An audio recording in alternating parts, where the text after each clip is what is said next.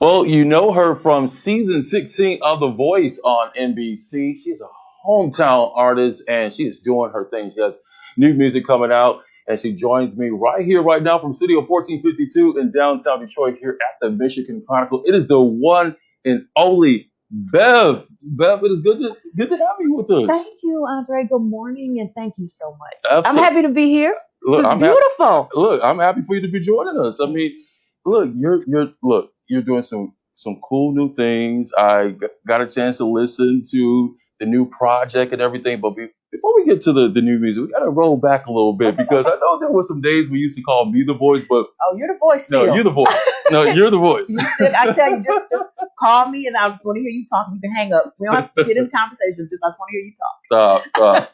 So, but first, Okay. we have to go through some things because you have been very busy. Yes. But certainly, like for artists, it's been a little bit challenging over the past year because we had COVID-19.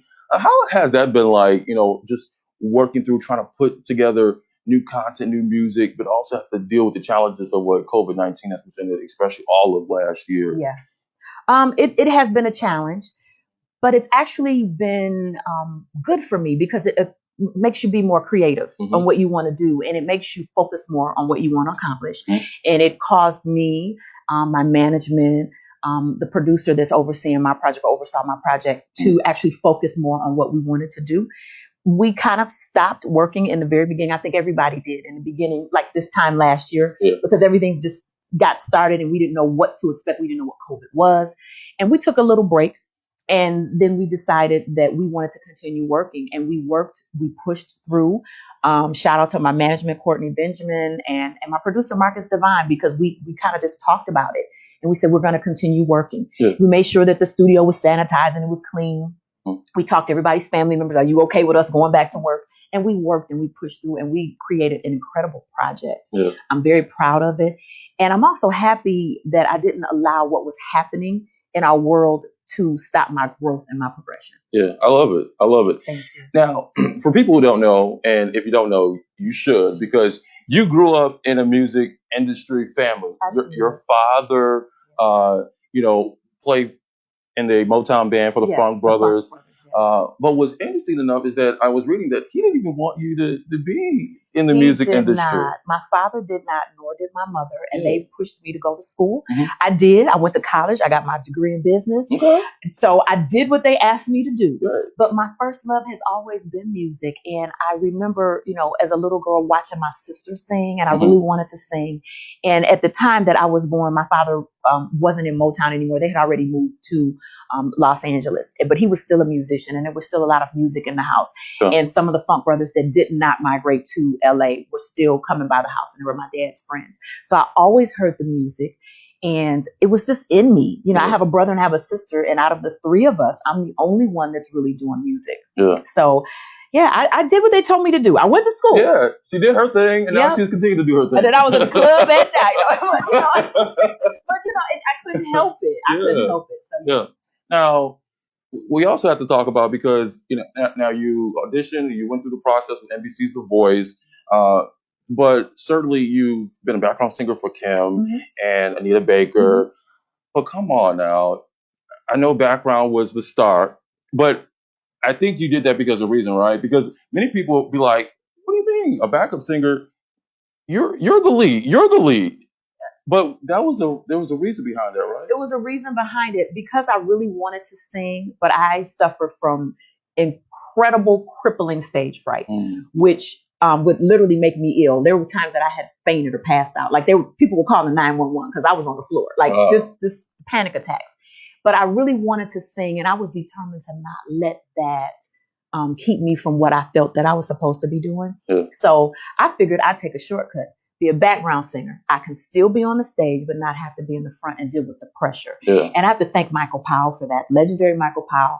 And he kind of pushed me to be a solo artist, but he also introduced me to Anita Baker, which allowed me to do background, get acclimated being on the stage in front of all those lights. And I was able to talk to her and ask her some questions about what it's like. What are the pressures that she deals with or dealt with? And I eventually kind of just... kept going. And I was mentored to be a solo artist, and I went with There's it. a whole art to it. It's not just putting out some music. It's it's performance and all that. It's on a the whole stage. thing. And then because I put my music out independently, I own my own record label, so I Yeah. handle everything myself with help.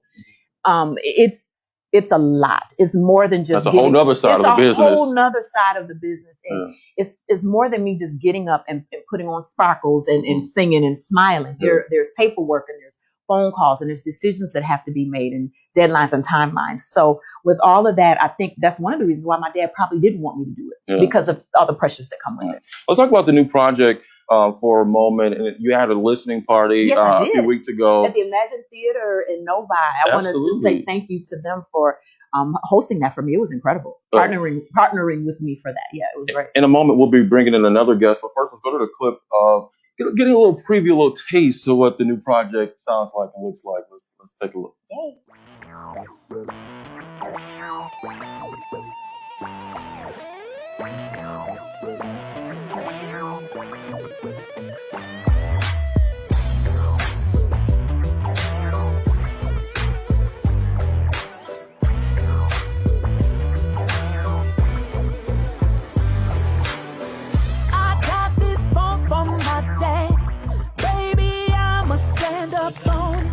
Tuesday. All right, so just a little something, just a little groovy, just a little something. Because the song is out, it's available, it's on all digital platforms. People can go get it. It's 99 cents. Well, let's talk about this awesome collaboration that went into this new project as well. Joining us is Swifty McVay, you know, from the hip hop D12 group back in his day, and Swifty joins us right here, right now. Swift. Yo. What's up? What's happening, my brother? Good to see you. So, we're here with Beth. This was an awesome collab. Tell me what went into this awesome duet, if you will. Man, I always loved her music. I always, thought she was super, super dope. And I was in the studio one day, and my brother from, 25, 30 years, he called me up and was like, yo, we got to get you on this track, man. He sent the track immediately. As soon as I heard it, my jaw dropped. I was like, what? And I instantly wrote to it, like right there on the spot. Yeah. So, turned it in, and, I was just surprised to see how much chemistry we have, just vibing and being on stage together. So it was a wonderful experience, and I'm blessed to be able to share a song with Beth. So that's how that turned out. Well, it's nothing like when two hometown artists like come together and do something like this, because we don't see it that often. Talk to me, what can people expect on this new project with Swifty? Well, you're going to expect fire. Okay. Expect energy. Because it's already out there, so go get it. Expect the vibe, just his flow. Mm-hmm. And I love what he said. The song is an uplifting, encouraging song, and it's telling people, you got next, you can do this, you can accomplish this, keep going, and don't quit and don't give up. And that's always been something that I've always said to people and something I've always told myself. So with him just coming on there, with just the tone of his voice and his flow, and he's adding his rhyme to it, it just added something else. It took the song to another level. He's legendary, you know what I'm saying? And I appreciate him so much for collaborating with me. You heard that, Swift? You're legendary. I appreciate that. But you know what, Swifty? You come from the D12 hip hop group, with Eminem and Proof and others. What went into trying to bring this collab together and put your spice to it, if you will, but also keeping in mind the times and where we are right now, where the music industry has changed, and it takes about 5 seconds for a young artist to get a big hit, and a change in technology and social media. So you guys had to put your own little spice to it. What went into it? Yeah, well, me being a hardcore MC, one thing about me is I love all genres of music. I love hip hop, rock, jazz.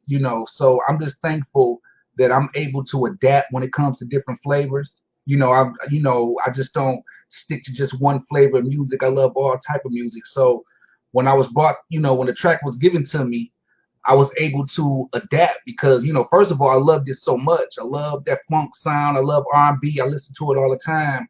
And I'm just thankful that I was just able to adapt. And, even though it's R&B hip hop mix, I appreciate the fact that my sis was like, wait a minute, hold on. Just because it's R&B, don't ease up. I want you to be you. So she allowed me to be comfortable enough to still be me, but still keep it intact with the integrity of the the R&B song. So it just came together well, I love it. Adapting is is what you got to do these days. Well, you do, because the song is R&B, but it has a heavy West Coast vibe feel to it, and I love that kind of music. And so I guess when he heard it, and the title of the song is "Got Next," that means go get it, do your thing. You got next, and I've often heard people be like, "Oh, I got next," or when you're playing basketball, I got next, or something like that. And I think because of what we're dealing with as a society now, people need to be encouraged that they can still win and that they still got next. All right. So. I want to play a little game here. Quick questions, quick response. All right, from the both of you. All right. So, favorite artist, Swifty? Busta Rhymes. Okay. Whitney Houston. Okay. Favorite song? I got a lot of favorite songs, man. So that was hard. That was a hard one. All right, I'm gonna come back to you. Okay. I think right now my single "Got Next." That's my favorite song right now. Hey, I love it. Words right out of my mouth, sis. I was about to be like, "Got next." Listen. Got next. We got next. All right, let's get to next. Favorite food? Anything Mexican. Anything Mexican? Okay. Yeah. All right. Like I could live off that. Really? Yeah. Okay, I love it. Swift? Anything vegan. Vegan. Okay. Right. All right. And favorite Detroit restaurant, Swift? Wow. You got to come back to me on that one. Oh my gosh. I'm a foodie. I love all type of restaurants. So it just didn't hit me as fast. Oh my God, the tough questions. Yeah, you got me. Favorite Detroit restaurant? That is a tough one. I would have to go back to like Mexican Village. I mean, I just love Mexican food, but I don't go out that much. Yeah. And there have been some restaurants that I've been able to go to traveling, but I don't get a chance to go out that much at home. Now, Beth, you might as well just say that your best restaurant is right in your kitchen. Well, because look, you can cook, as I know very well. I can. Oh, yes. Okay, yeah. I mean, but I don't like cooking that much. Like Beth throws down. Yeah, you kind of stumbled into my house. I did, right? I forgot about that. It's like, hey, yeah, it was really weird. Yeah, but yeah, you taking her answer. I'm gonna keep taking her answers. Like right, exactly. He been to the house to eat, so I mean, I guess. Okay. Beth throws down, and I just happened to stumble upon your house, a block party, and I'm like, Beth, what are you doing here? And I'm like, I live here. Like, and it's just like it was hilarious. So and I had cooked a bunch of food. So, well, I love it. Yeah, the kitchen is dope. A lot of people don't know that's one of my hidden passions is cooking. So a lot of people don't know about that. Yeah, I like to cook. Even though I don't taste the food, I enjoy cooking it for my family. Yes. Okay. Yeah. All right. Well, both of you bring some of that good cooking, and we'll celebrate around some good food one day. Yes. Next is your latest project, and where can people listen and purchase? Well, it's on all digital platforms, Apple Music, iTunes, Amazon. You can stream it on Spotify. And also the link is in my bio on my social media.